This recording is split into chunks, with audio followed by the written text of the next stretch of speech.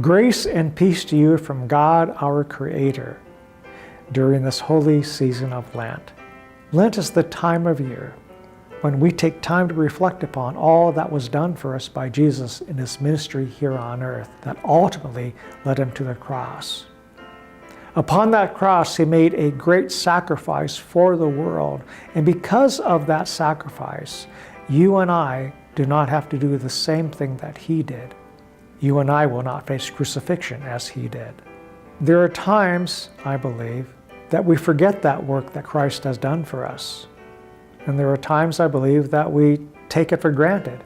And so Lent is that time of year when we make the effort to recall this great work. And like we forget at times or take for granted the work that Jesus did for us, we can also take for granted the many blessings that we have in this life as well.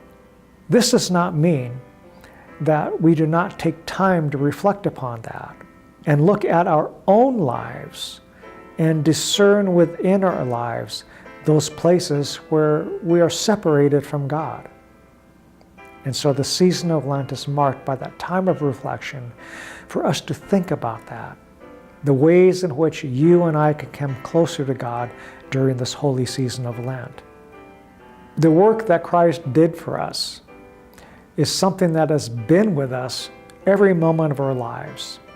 And because it has been so completely present, we can't take it for granted, just as we often take other things for granted that we have in this life.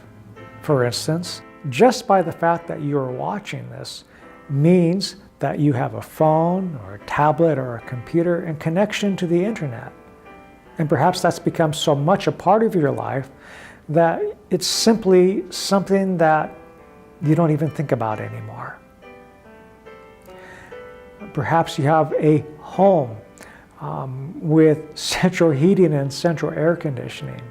And because it's always been there, we forget that not everybody has that. And so we take that for granted as well.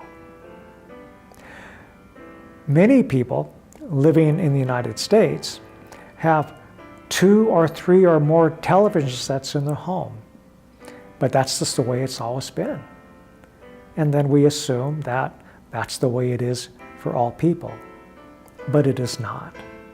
So during the season of Lent, as we reflect upon the work that Christ has done for us, well, perhaps one of the disciplines that we could all embark upon is think about those things that we have been blessed with.